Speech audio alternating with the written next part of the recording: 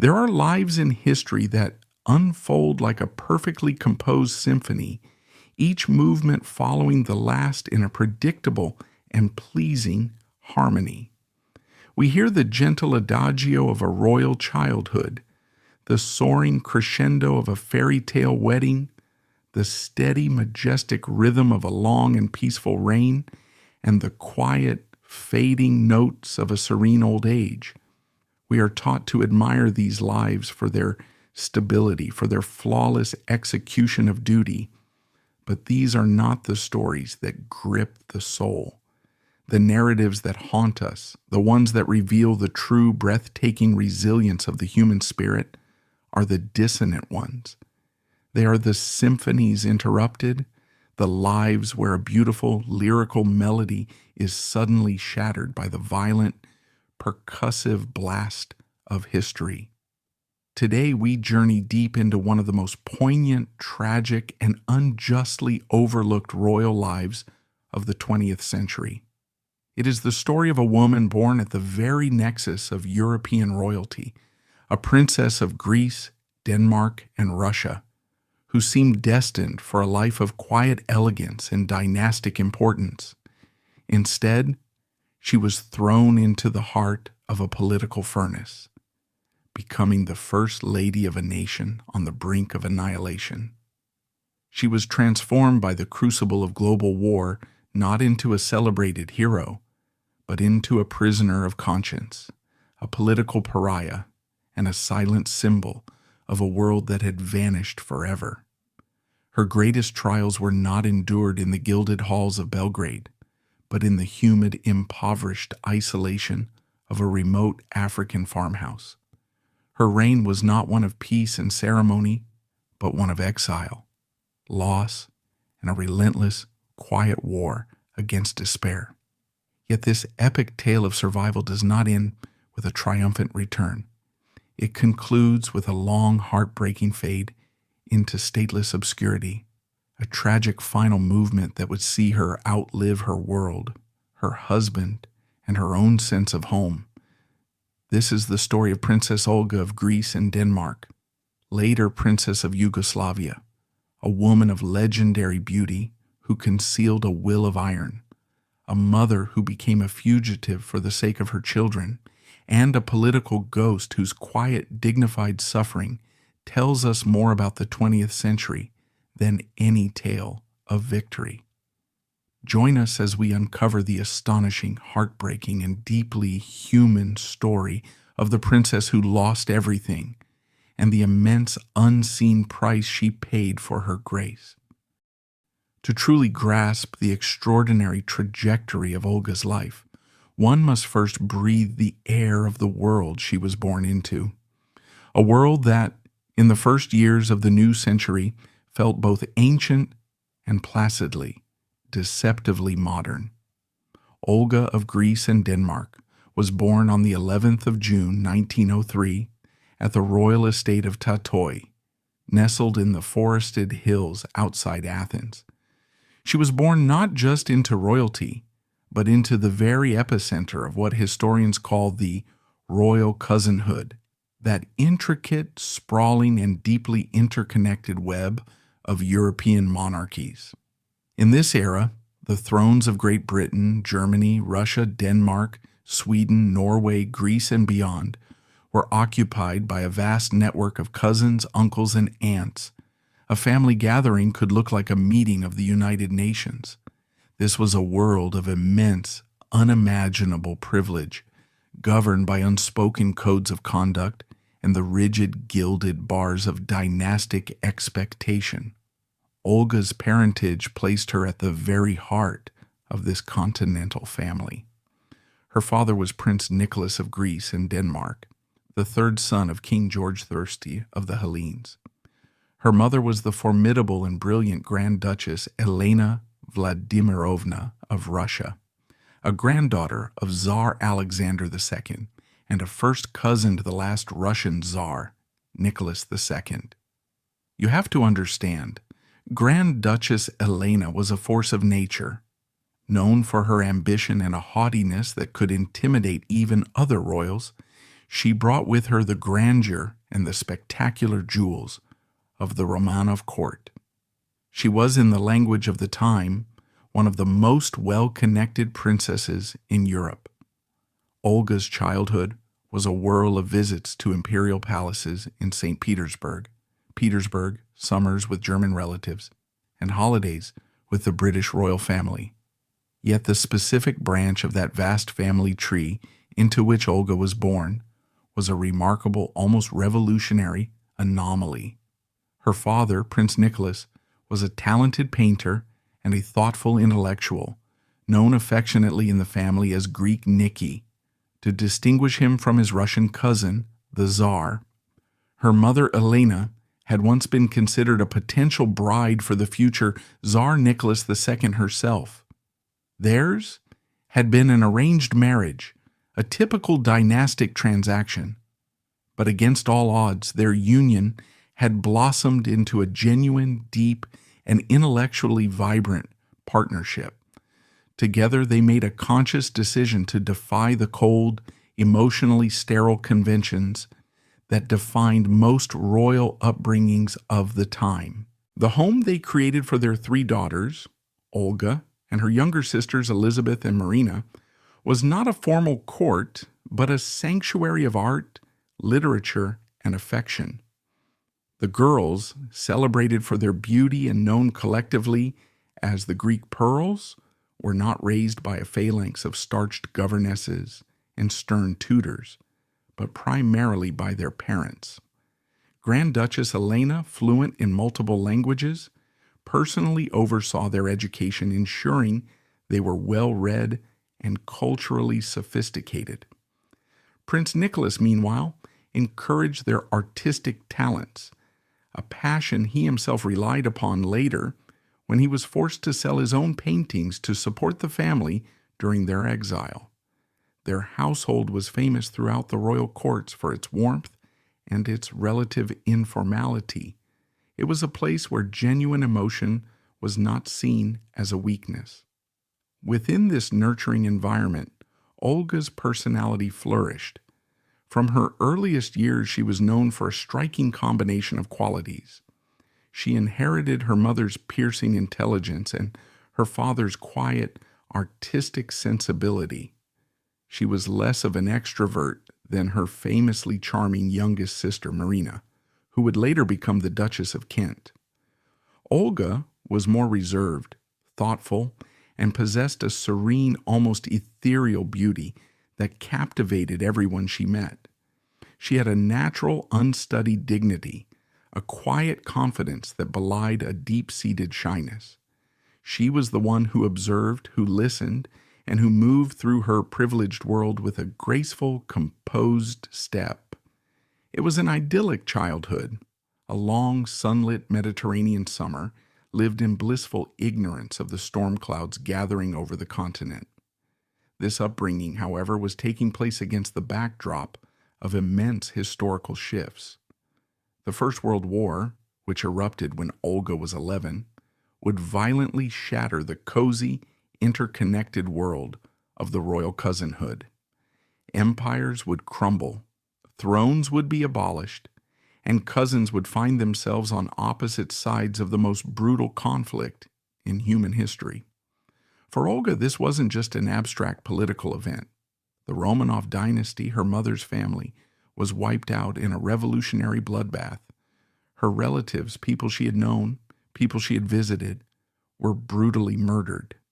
This was the first great lesson of Olga's life, that the ground beneath even the most magnificent palace could give way without warning. For Olga's immediate family, the first tremor came in 1917. Following a political crisis, her uncle, King Constantine I of Greece, was forced to abdicate, and the entire royal family, including Prince Nicholas's household, was forced into a Swiss exile. They returned a few years later, but the stability was short-lived. In 1922, following a disastrous war with Turkey, the monarchy was again in peril, and in 1924, it was formally abolished.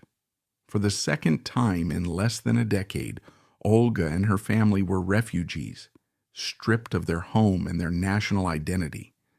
They settled in Paris, a city suddenly teeming with displaced Russian and Greek aristocrats. Imagine the scene: Grand Dukes driving taxicabs, princesses working as seamstresses. Here, Olga's mother Elena became a central figure, selling pieces from her legendary jewel collection to support not only her own family, but other struggling relatives. Olga grew into womanhood in this strange liminal world of royals in exile, a life of diminished means and profound uncertainty. It was during this period, in the glittering, restless world of 1920s London, that Olga's destiny took a definitive turn. She was reacquainted with a man from a neighboring kingdom, a prince who, like her, felt the weight of a heavy and uncertain future, Prince Paul of Yugoslavia. Paul was the first cousin of the reigning Yugoslav king, Alexander I. He was not in the direct line of succession, but was a key figure in the young, complex, and often volatile kingdom that had been forged from the ashes of the Austro-Hungarian Empire. Paul was Olga's opposite in many ways. He was a deeply cultured, Oxford-educated intellectual, a passionate art collector, and a painfully shy, introverted man who loathed the spotlight and the brutalities of Balkan politics. In Olga, he found a kindred spirit. He was utterly captivated by her serene beauty, her quiet intelligence, and her profound innate dignity. She possessed a grace and a steely inner strength that he admired, a resilience forged by the repeated traumas of exile. For Olga, who had seen her world destroyed by political violence and instability, Paul's gentle nature, his unwavering devotion, and his deep intellect were a powerful anchor in a world that had become unmoored. Their courtship was not a matter of statecraft. It was a genuine meeting of hearts and minds, a bond forged in a shared understanding of loss, and a desperate longing for stability. When their engagement was announced, it was a major event in the dwindling circles of European royalty. Their wedding, on the 22nd of October 1923 in Belgrade, was a magnificent national festival. As Olga, radiant in a classic 1920s gown, walked down the aisle, she was not just marrying a man. She was finally finding a home, embracing a new nation, and that nation was wholeheartedly embracing her in return. She immediately dedicated herself to her new role, quickly mastering the difficult Serbo-Croatian language and charming Yugoslav society with her unpretentious elegance. The storybook had opened to its most beautiful chapter. Little did anyone know the tale was not a romance, but a Greek tragedy, and its most dramatic and heart-wrenching acts were yet to be written. In the first decade of her marriage, Princess Olga's life seemed to be a flawless embodiment of the modern royal ideal. She and Paul represented a different kind of royalty for the Balkans, sophisticated, Western-educated, and culturally refined. They were not remote autocratic figures, but an accessible, aspirational couple who projected an image of domestic bliss and devoted public service. Their home, the Beli Dvor, or White Palace, which Paul had built on a hill overlooking Belgrade, became the heart of their life and a symbol of their style. It was not a traditional heavy Balkan fortress, but an elegant Palladian-style villa filled with the extraordinary art collection Paul was assembling, including works by El Greco, Monet, and Titian. The White Palace was Olga's creation as much as Paul's. She worked closely with the architects and designers, infusing the grand staterooms with a sense of intimacy and grace. She rejected the stuffy formal protocols of older courts, creating a home that was both a magnificent setting for diplomacy and a warm, loving environment for their growing family. It was a sanctuary of art, music, and culture in a region long defined by conflict. It was within these walls that their family grew. The birth of Prince Alexander in 1924 was followed by Prince Nicola in 1928, and finally a daughter, Princess Elizabeth, in 1936. Olga was a devoted, hands-on mother, determined to give her children the sense of security and stability that had been torn from her own childhood. Her public role, however, remained secondary to that of the king and queen. Paul, as a junior member of the family, focused on his cultural pursuits, serving as the director of Belgrade's leading museum. Olga supported him, acting as a gracious hostess and a patron of various charities, particularly those focused on children and health care. They traveled extensively, representing Yugoslavia abroad and building a network of powerful friends, including the future King George VI and Queen Elizabeth of Great Britain. Olga's sister, Marina's marriage to the Duke of Kent, further solidified their close ties to the British royal family. For a decade, they lived a life of immense privilege and relative peace, insulated from the dangerous currents of Yugoslav politics.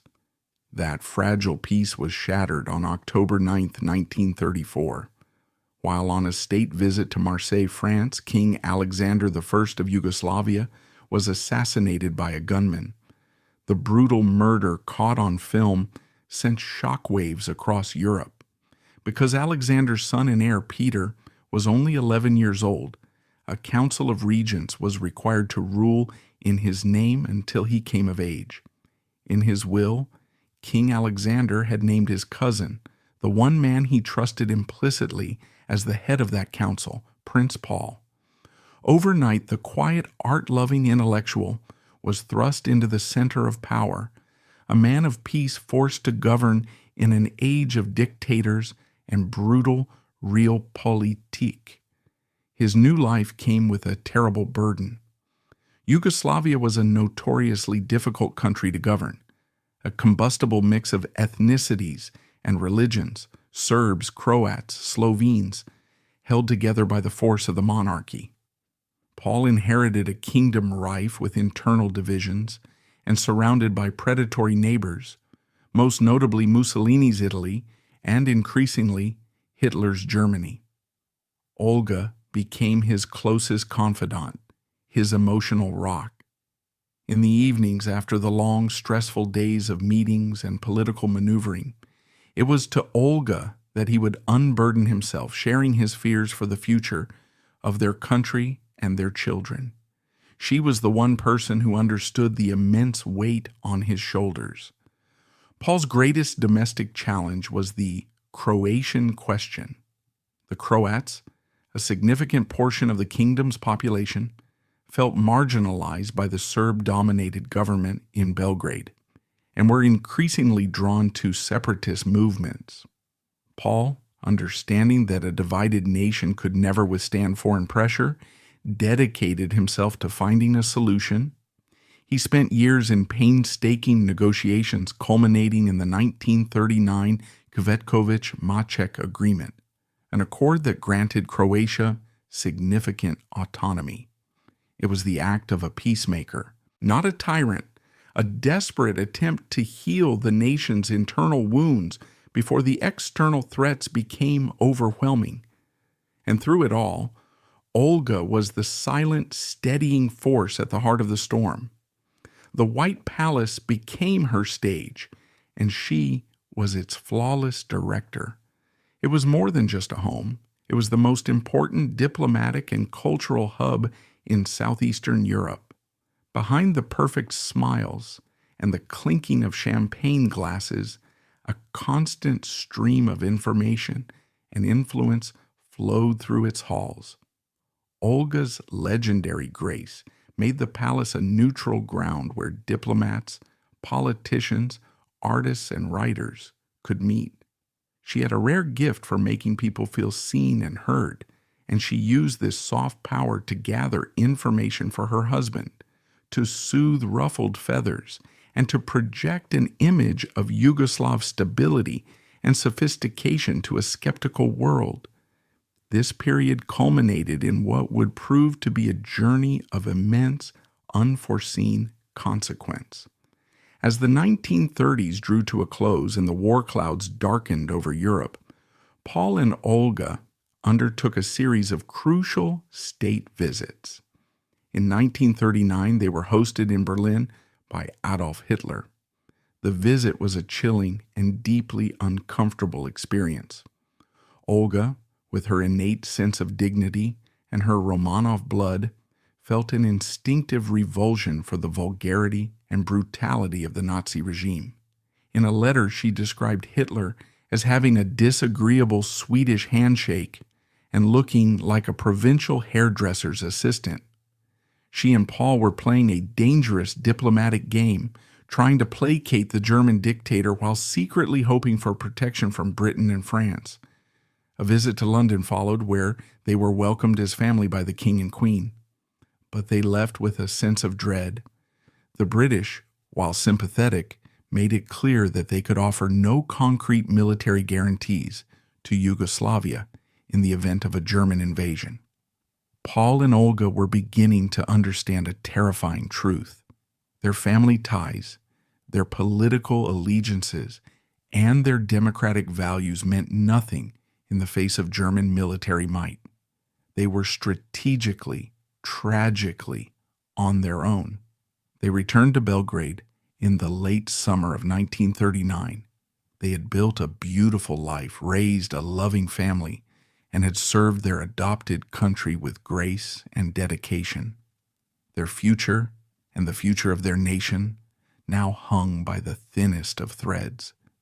They had no way of knowing that the elegant world they had so carefully constructed was about to be obliterated.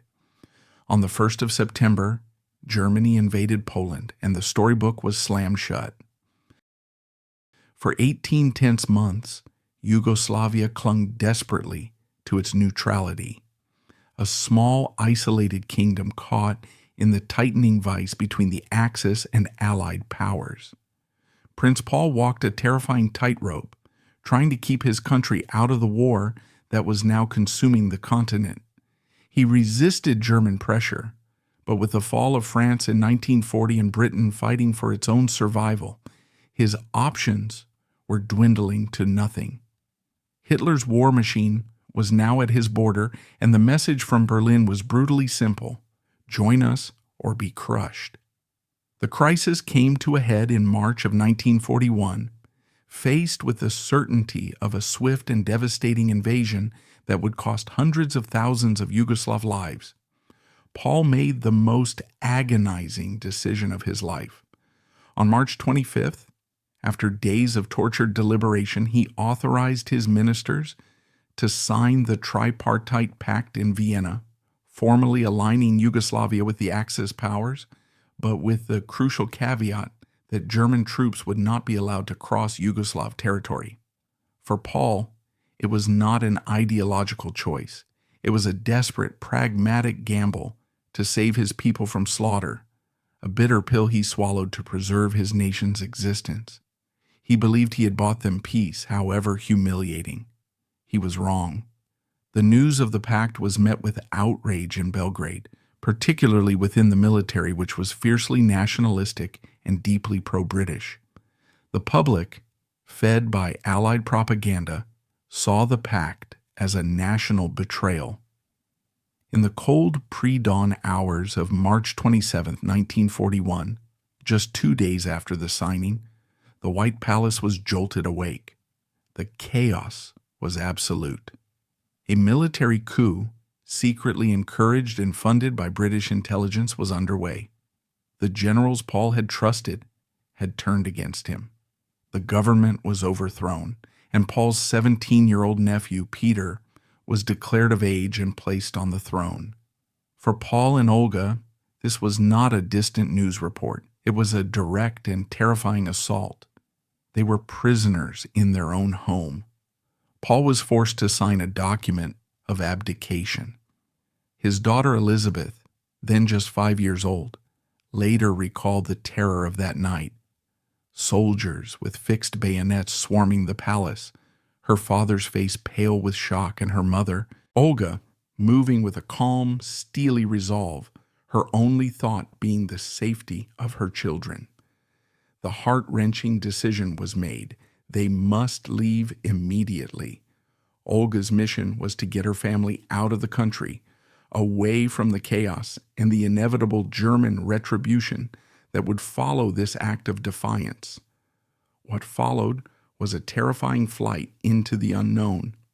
They were not escaping to lead a resistance. They were being expelled, cast out by their own people. They were bundled onto a train, allowed to take almost nothing with them, and sent toward the Greek border. Their hurried goodbyes to their friends and staff were fraught with an unbearable uncertainty. As the train pulled away from Belgrade, Olga watched the city she had called home for nearly 2 decades disappear into the darkness. She knew with chilling certainty that she would likely never see it again. Their destination was Greece, Olga's homeland. It seemed a logical, safe choice, but their refuge was fleeting. Just 10 days after the Belgrade coup, Hitler, enraged by the Yugoslav defiance, unleashed a furious revenge. On April 6th, the Luftwaffe began a merciless bombing campaign, Operation Punishment, which flattened Belgrade and killed thousands of civilians. A full-scale invasion of both Yugoslavia and Greece followed. The very war Paul had tried to prevent had now been brought down upon his country with catastrophic force.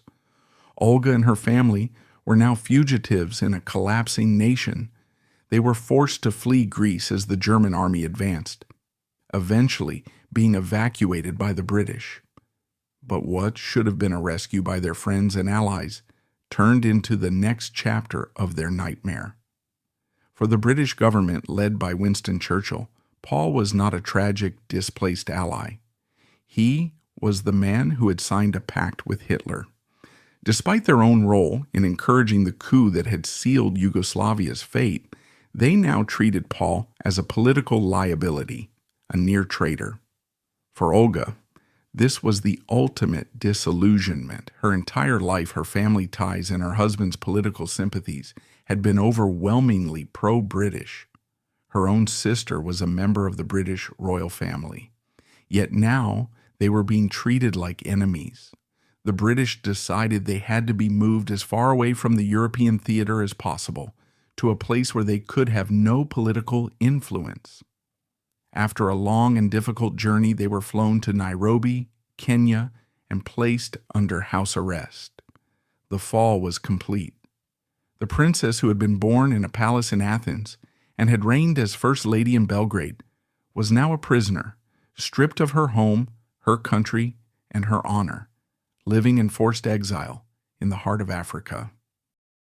Upon their arrival in Kenya in April 1941, Olga and Paul were immediately enveloped not by protection, but by a profound and suffocating isolation. They were state prisoners, their movements restricted, their mail censored, and their lives monitored by British authorities.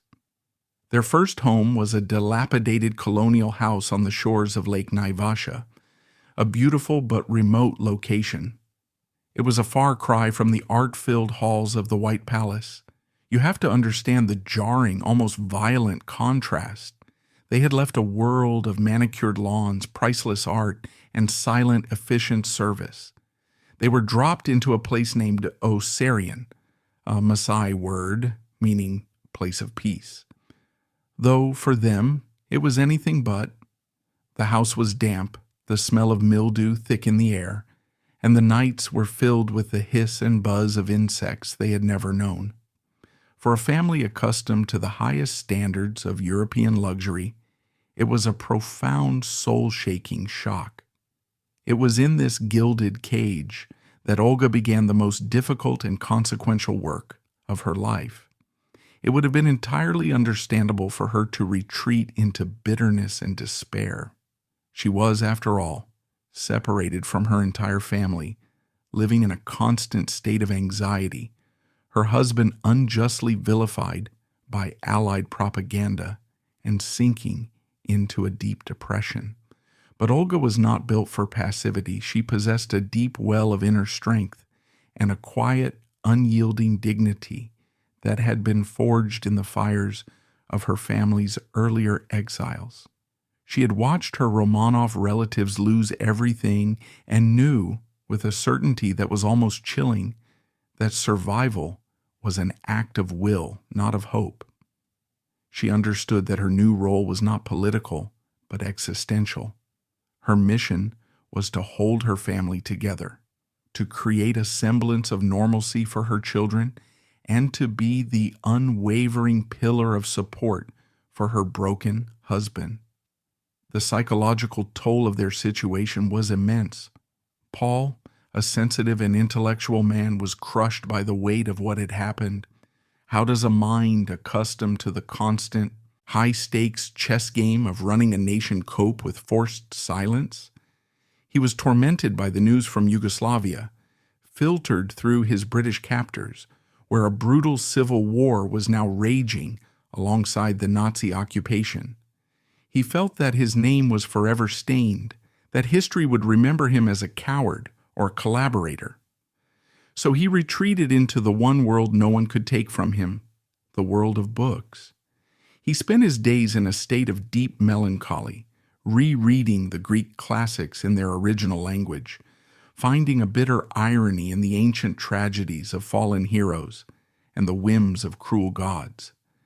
His intellect, once his greatest asset, now became his most elegant prison. Olga, in contrast, focused on the practical realities of survival. She became a mother, a teacher, a nurse, and a farmer. With their assets in Yugoslavia frozen and their British allowance meager, they were, for the time in their lives, genuinely poor. Olga, the granddaughter of a Russian Grand Duchess, learned to manage a household on a shoestring budget. She started a large vegetable garden to supplement their food supply. Her hands, once adorned with royal jewels, now calloused from working the African soil. She oversaw the children's education with a rigorous discipline, turning their isolated farmhouse into a makeshift schoolroom, determined that their minds would not suffer the same confinement as their bodies. The story of their financial decline is captured in one devastatingly poignant anecdote. At one point, needing money to buy a tractor for their small farm, Olga made a difficult decision. She took out one of the last vestiges of her Imperial Russian heritage, a beautiful Fabergé cigarette case, a gift from her mother that had belonged to the Romanovs. She sold this priceless historical artifact, a tangible link to her lost world, to purchase a piece of farm equipment. The transaction was a symbol of their new reality. The treasures of the past had to be sacrificed for the simple necessities of the present. Her daughter, Princess Elizabeth, would later write about these years with a mixture of childhood innocence and adult understanding.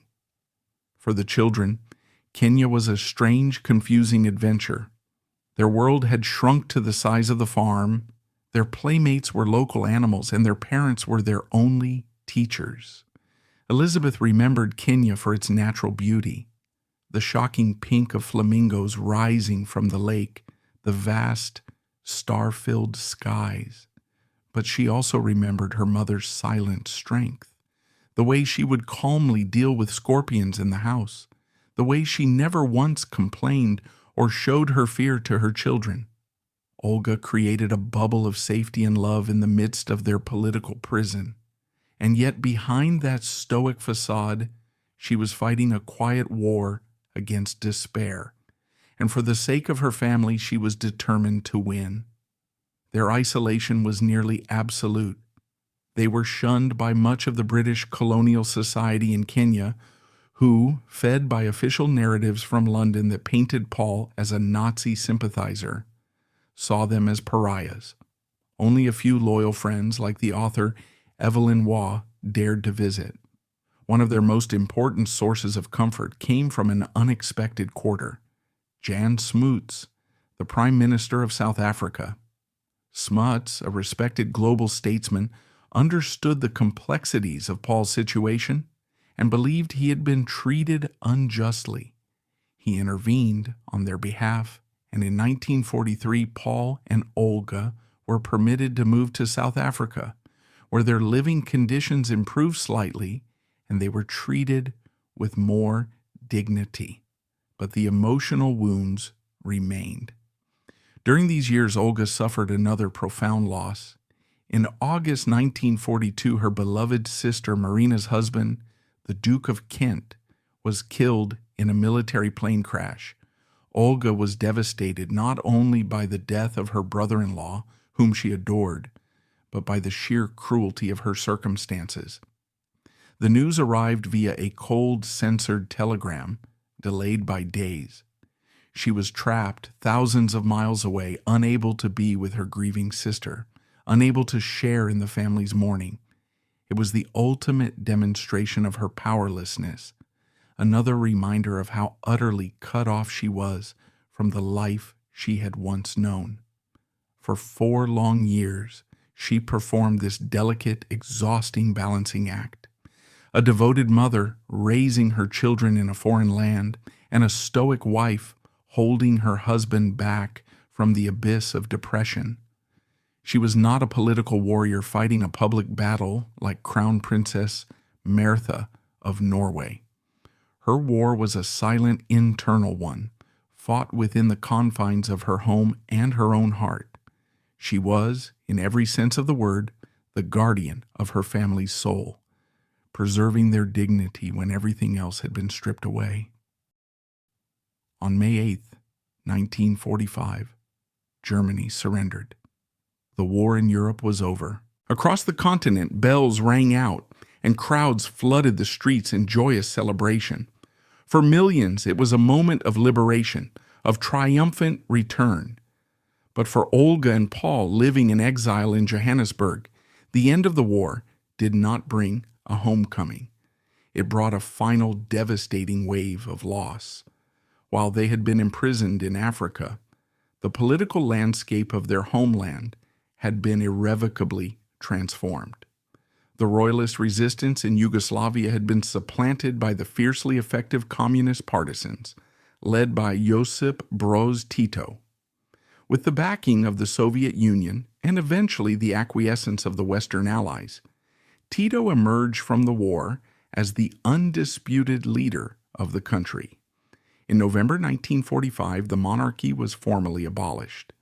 The young King Peter II was deposed, and the country was declared the Federal People's Republic of Yugoslavia. The news fell like a hammer blow. Paul and Olga were now officially stateless. The country they had tried to save no longer existed in the form they knew it, and the new communist regime immediately declared them enemies of the state. All of their property, including the magnificent White Palace and its priceless art collection, was confiscated. They were forbidden from ever returning. There would be no triumphant procession through the streets of Belgrade. There would be no restoration of their honor. The home they had lost in 1941 was now gone forever. They were finally released from British custody in 1946, free to go wherever they pleased except home. With their Yugoslav nationality gone, they were given travel documents by Olga's Greek relatives. They were ghosts of a lost world, wandering a continent that was busy rebuilding itself from the rubble. They eventually settled in Paris, a city that had long been a refuge for exiled Russian and Greek aristocrats. They bought a modest villa in the leafy suburb of Saint-Cloud, and it was there that they began the long, quiet final chapter of their lives. Their life in Paris was a shadow of what it had been. They lived with a quiet, understated elegance, surrounded by a small circle of loyal friends and fellow exiles. Paul dedicated himself to his passion for art history, writing and acquiring new pieces for a collection that would never have a permanent home. Olga created a beautiful garden, a small patch of order and beauty in a life defined by chaos. They raised their children, sending them to the best schools they could afford, hoping to give them the future that had been stolen from their parents. the historical verdict on Prince Paul remained harsh for decades. In the popular narrative of World War II, shaped by Churchill's memoirs and the victor's justice, he was largely remembered as a weak-willed collaborator, a man who had appeased Hitler.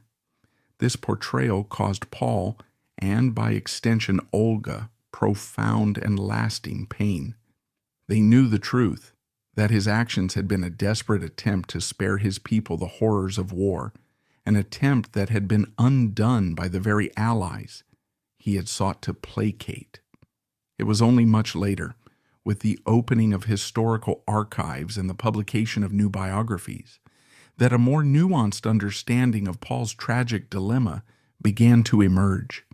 Historians now largely acknowledge that he was a principled man trapped in an impossible situation, and that the British-backed coup, while celebrated as a heroic act of defiance at the time, was a strategic disaster that directly led to the brutal invasion and dismemberment of Yugoslavia and the deaths of over 1 million of its people.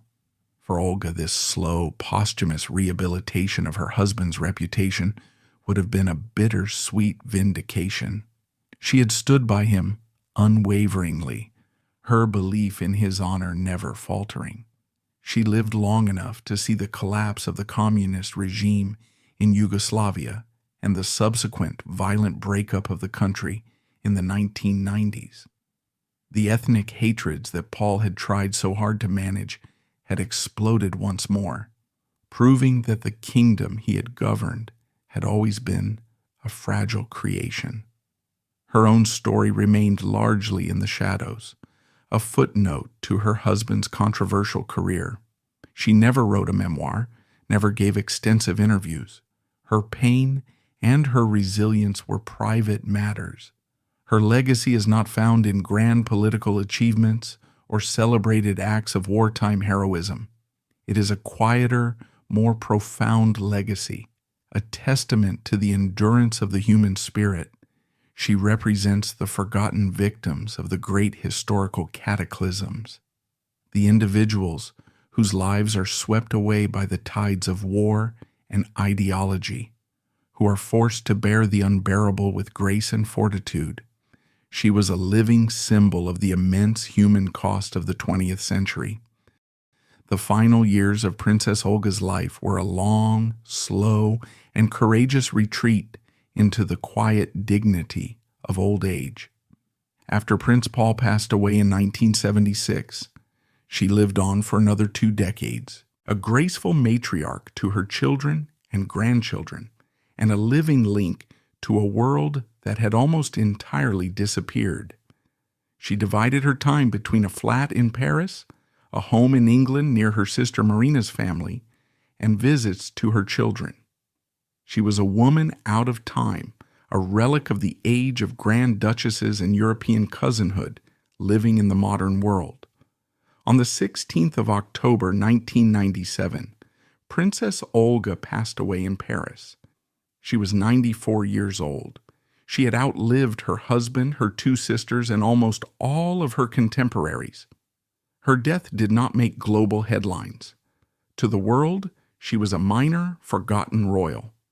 But to those who knew her story, her passing marked the end of an extraordinary era and the silencing of a life that had witnessed the heights of imperial splendor and the depths of personal loss. Her funeral was a small private affair, a final quiet farewell to a life that had begun with such magnificent promise and had endured such profound tragedy. The most poignant legacy of her life is one of restoration, though it is a restoration she would never see. Her children, particularly her daughter Princess Elizabeth, worked tirelessly for decades to have their father's name cleared in his homeland. Finally, in 2011, a Serbian high court formally rehabilitated Prince Paul, overturning the 1945 verdict that had branded him a traitor and restoring his civil rights. It was a moment of immense emotional vindication for his family. A year later, in October 2012, The final act of their long journey took place. The remains of Princess Olga, Prince Paul, and their son Nicola were exhumed from their cemetery in Lausanne, Switzerland. In a solemn state ceremony attended by the Serbian president and members of the public, their coffins, draped in the Serbian flag, were returned to the country that had exiled them over 70 years earlier. They were laid to rest in the royal family's mausoleum at Oplenac, finally rejoining the dynasty they had served. It was a final heartbreaking homecoming for the prince and princess who had died as stateless exiles. So what, then, is the final enduring legacy of the princess who was denied a home? It is not a legacy found in decrees or monuments, but one woven into the very fabric of 20th century history. First and foremost, she is a paramount symbol of endurance. In a world that celebrates action and victory, Olga's story is a powerful reminder that there is a profound heroism in quiet survival, in maintaining one's grace and humanity in the face of unrelenting loss. While others fought with armies, she fought a daily battle for her family's spirit, and her victory was just as critical. Her legacy is also deeply familial, living on in the dynasty that survived through her children. Her daughter, Princess Elizabeth, became a human rights activist and even ran for president of Serbia, a testament to the resilience and sense of duty her mother instilled in her. But perhaps her most powerful legacy is the emotional one. She remains a profoundly resonant figure because her life story mirrors the tragedy of so many in her century. Like countless others, she was uprooted by war and ideology. Like them, she lost her home, her status, and her sense of identity. And like them, she was forced to rebuild a life from the fragments of the past. Her story is not just the story of a princess. It is the story of a refugee, a story that continues to echo in our own turbulent times. The life of Princess Olga is, in the end, an unfinished symphony, the final triumphant movement, the peaceful reign as a beloved elder stateswoman, the return to a grateful nation was never written. Her story concludes not with a crescendo, but with a long melancholic fade, a life of immense promise and quiet service that was derailed by the brutal machinery of history. But to view her life solely through the lens of this tragedy is to miss the staggering scale of her strength. It is to fail to appreciate the profound truth her story reveals, that a person's significance is not measured by the titles they hold or the victories they achieve, but by the dignity with which they bear the unbearable. Olga's moment was her family's and her nation's darkest hour, and in that moment she shone with a quiet, unwavering light. Her life challenges our very definition of royal greatness. She was a woman who was denied a throne, yet who embodied the highest ideals of duty and grace. She was a princess who was forced to become a prisoner, yet who transformed her exile into a testament of maternal love and personal fortitude. She was a wife who fought to protect her husband's honor, and in doing so, preserved the moral core of her family's legacy. Her story is a stark and necessary reminder that history is not just a grand pageant of kings, generals, and statesmen. It is also shaped by the silent suffering in isolated farmhouses, by the steadfast bonds of love, and by the relentless, determined efforts of individuals who refuse to be broken by despair. Olga's ambition was not for power, but for peace, not for herself, but for her family. Her crown was not made of gold and jewels, but of duty, sacrifice, and an unbreakable love for the people and the life that had been stolen from her. In remembering her, we are forced to look beyond the glittering fairy tale and confront the messy, painful, and far more heroic reality. We see a woman of immense strength, profound grace, and heartbreaking vulnerability. She is a ghost in the great saga of European royalty, the beautiful, sad, and dignified melody that endured to the very end. She was the first lady Yugoslavia lost, but she remains and will forever be the hero they finally, belatedly welcomed home.